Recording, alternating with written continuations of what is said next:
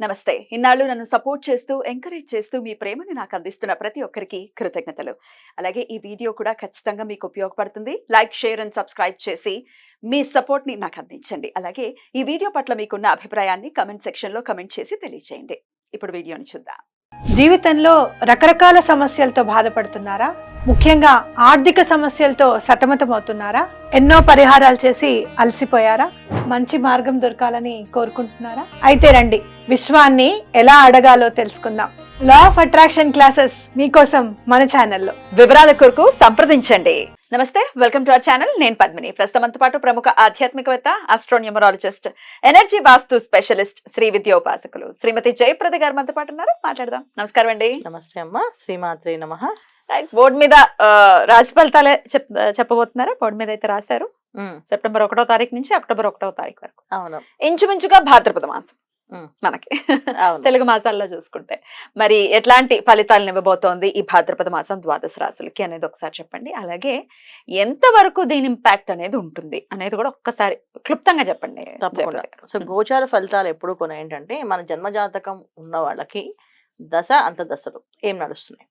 So మహాదశ నడుస్తున్నప్పుడు ఆ మహాదశలో ఉన్న గ్రహాలు ఇక్కడ గోచారంలో ఎక్కడ ఉన్నాయి, ఏ స్థానాలు ఉన్నాయి. సో అవి మనకి ప్లస్ అంటే మనకి అనుకూలమైన స్థానాల్లో ఉన్నాయనుకోండి, ఆటోమేటిక్ అన్ని అనుకూలంగా రిజల్ట్ దొరుకుతాయి. వ్యతిరేకమైన స్థానాల్లో ఉన్నాయనుకోండి, ఇక్కడ అంతర్దశ బాగున్నప్పటికీ ఇక్కడ వ్యతిరేక దశ ఉంది కనుక దీని ఒక ఇంపాక్ట్ కొంచెం మనకి మన జాతకంలో పడుతుంది. ఇది గోచార ఫలితాలు. సో అసలు జాతకమే తెలియని వాళ్ళకి, మా నామరాశి ప్రకారం మేము రాసి చూసుకున్న వాళ్ళకి ఇది 50% పనిచేస్తుంది. నామ నక్షత్రాలు బట్టి నామనక్షత్రం వాళ్ళకి 50% పనిచేస్తుంది. ఎందుకంటే ఎప్పుడైతే ఒక నామాన్ని కంటిన్యూగా 30 ఏళ్ళు 40 ఏళ్ళు ఆ పేరుని వాడతారో దానికి ఒక ఎనర్జీ ఫార్మేట్ అయ్యి ఆ ఎనర్జీకి ఏ గ్రహం ఫ్రీక్వెన్సీ మ్యాచ్ అవుతుంది. సో ఒక పేరు వాడుతున్నాము, ఆ పేరులోనే వాళ్ళు వెళ్తున్నారు అంటే ఆ వాళ్ళ గత జన్మలో ఆ గ్రహాలు ఒక అనుకూలం వల్ల వాళ్ళు ఈ జన్మలో తీసుకున్నారు. సో అది రాసుకోకపోయినా ఆ గ్రహం అనుగ్రహం వల్ల వీళ్ళకి ఆ పేరుతో వస్తుంది. అప్పుడు వాళ్ళకి ఆ రాసి 50% రిజల్ట్ కనిపిస్తుంది. 100% ఇవి. సో జన్మ జాతకం ఉన్న వాళ్ళకి, టైమ్ ఆఫ్ బర్త్ కరెక్ట్ గా ఉన్న వాళ్ళకి వాళ్ళ జన్మ జాతకాన్ని ఫస్ట్ చూసుకొని దానికి దశ అంతర్దశ ఏం నడుస్తుంది దాన్ని బట్టి ఈ రిజల్ట్ అప్పుడు ఇది 10% పనిచేస్తుంది. అంత డిఫరెన్స్ ఉంటుంది. ఎందుకంటే జాతకంలో అస్సలు బాగాలేదు, జన్మ జాతకంలో చాలా ఇబ్బంది పడుతున్నారు, వాళ్ళు చాలా కష్టపడుతున్నారు. వాళ్ళకి గోచారంలో వాళ్ళ గ్రహాలు అనుకూలంగా ఉన్నాయనుకోండి, కాస్త ఊపిరి పీల్చుకున్నట్టుగా అమ్మయ్య ఏదో ఉపశమనం అంటే ఏదో ఒక పరిహారము, ఒక రెమెడీ చేయడము, దానివల్ల బయటపడ్డము, ఏదో ఒక గురువు ఒక అనుగ్రహము ఏదో జరుగుతూ ఉంటుంది అన్నమాట. సో అలాంటి రిజల్ట్ వస్తుంది. ఇది గోచార ఫలితాలు. సో గోచారంలో మనకి మీనరాశిలో రాహు, వృషభంలో గురువు, తర్వాత సో మా కన్యా రాశిలో కేతువు, కుంభరాశిలో శని భగవానుడు వక్రించున్నాడు. ఇది వర్ష గ్రహాలు. సో ఈ సంవత్సరం వరకు మారవి, ఇవన్నీ అలాగే ఉంటాయి. సో మాస ఫలితాలు మనం ఎందుకు చెప్పుకుంటాం అంటే, రవి, కుజుడు, శుక్రుడు, బుధుడు ఈ 4 గ్రహాలు ప్రతి మాసం మారుతుంటాయి. సో ఇవి మెయిన్ ఇంపాక్ట్ ఇవ్వకపోయినప్పటికీ కూడా ఇంపాక్ట్ వీళ్ళతోటి.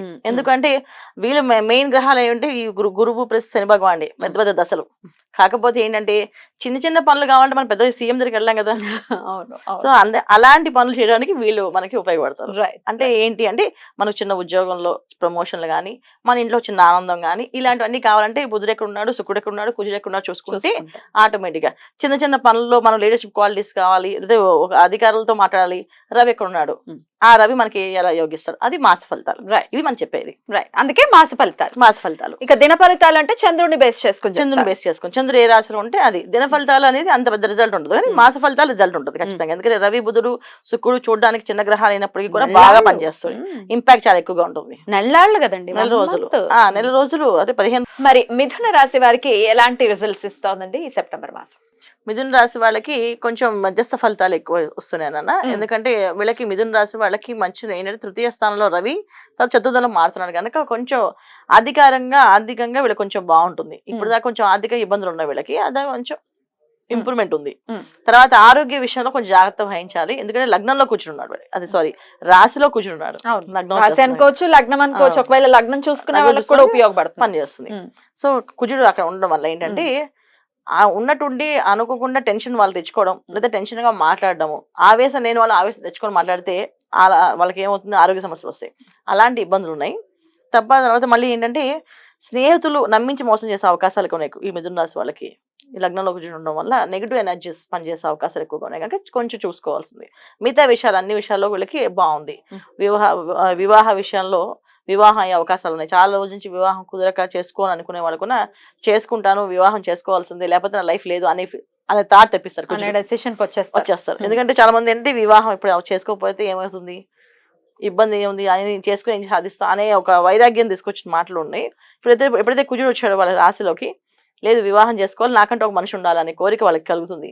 సంతానం భాగ్యం లేని వాళ్ళకి సంతానం ఎలాగైనా కలగాలనే కోరికను కలిగిస్తాడు. సో కుజుడు అనేది ఏంటంటే ఎంత అగ్రెసివ్, ఆయన అన్ని విషయాల్లో కూడా కోరికలు తెప్పిస్తాడు. కారు, బంగ్లా ఇలా ఉంటే బాగుంటుంది అని చెప్పి తెప్పించేది కూడా ఆయనే. సో ఈ యోగం కావాలంటే ఇలా చేయాలని చెప్పి కోరికలు కూడా ఆయనే పుట్టిస్తాడు, తీర్చేటటువంటి పరిస్థితి కూడా వస్తుంది ఆయన వల్ల. ఎందుకంటే శుక్రుడు జనరల్ గా కోరికలకి ఆయన అధిపతి అంటారు కానీ కాకపోతే ఏంటంటే ఇక్కడ కుజుడే, ఎందుకంటే కోరిక పుట్టించాడు, సాధించుకోవాలి.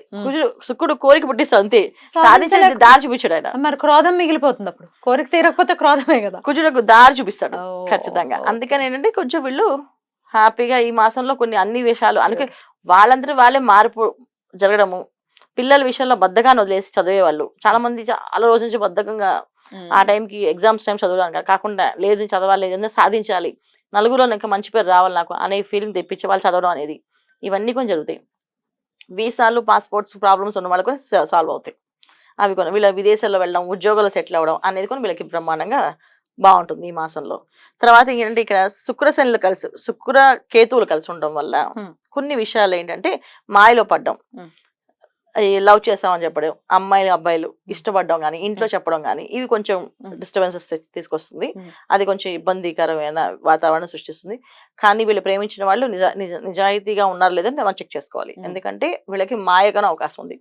ఎందుకంటే కన్యా రాశిలో కేతువు, తర్వాత అక్కడ మీన రాశిలో రాహు.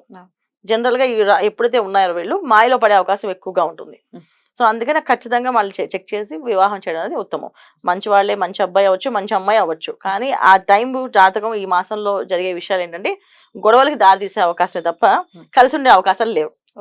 ఎందుకంటే లగ్నంలో కుజుడు, రాశిలో కుజుడు, ఎప్పుడు కూడా ఏంటంటే రాశాధిపతి ఎప్పుడైతే కుజుడు ఉన్నాడో అక్కడ ఖచ్చితంగా అది రిలేషన్స్ బ్రేక్ అని అవుతుంది, రిలేషన్స్ ని ఇబ్బంది పెట్టేది అవుతుంది తప్ప కలిపేది ఉండదు. అది ఎప్పుడు మనం చూసుకోవాలి. ఎందుకంటే మిథున రాశిలో కుజుడు అంత కంఫర్టబుల్ కాదు, కుజ బుద్ధులకి పడదు, జనరల్ గా పడదు. ఆ రాశి అంత కంఫర్టబుల్ కానీ కాదు ఆయన, అందువల్ల వీళ్ళకి ఆ ఇబ్బంది ఉంటుంది. అదే ఆయనకు ఉన్న రాశుల్లో అయితే బ్రహ్మాండంగా పనిచేయచ్చు, కానీ ఈ రాశి పనిచేది కనుక చూసుకోవాలి. తర్వాత శని భగవాన్ వక్రించి ఉన్నప్పటికీ కూడా ఆలస్యం, ఆటంకాలు, అడ్డంకులు అనేవి వీళ్ళు నడుస్తూ ఉంటాయి. సో కొంచెం వీళ్ళు ప్రార్థన ఏంటంటే హనుమాన్ చాలీసా చేయడం అనేది వీళ్ళకి ఉత్తమ మార్గం. హనుమాన్ చాలీసా మార్గం ఖచ్చితంగా చేసుకోవాలి, ప్రతినిత్యం కూడా హనుమాన్ చాలీసా చదువుకొని ఇంట్లోంచి వెళ్ళడం. హనుమాన్ చాలీసా రాదంటే హనుమాన్ ఆంజనేయ స్వామి టెంపుల్కి వెళ్ళడం, అక్కడ ప్రదక్షిణాలు చేయడం. ఇవి చేయడం వల్ల వీళ్ళకి కొంచెం ఉత్తమ ఫలితాలు అందుకునే అవకాశం ఎక్కువగా ఉంది. లేకపోతే ఏంటంటే శుక్రుడు ఒక ఫలితాలు, రవి ఒక ఫలితాలు కూడా దొరకకుండా అని కనిపించకుండా పోతాయి. రవి శుక్రుడు మంచి ఫలితాలు ఇచ్చినప్పుడు కూడా ఈ కుజుడు ఎక్కువగా వీళ్ళని మొత్తం ఆక్టివేట్ చేసేసరి కనుక దీని మీద అవన్నీ తక్కువగా కనిపిస్తుంటాయి.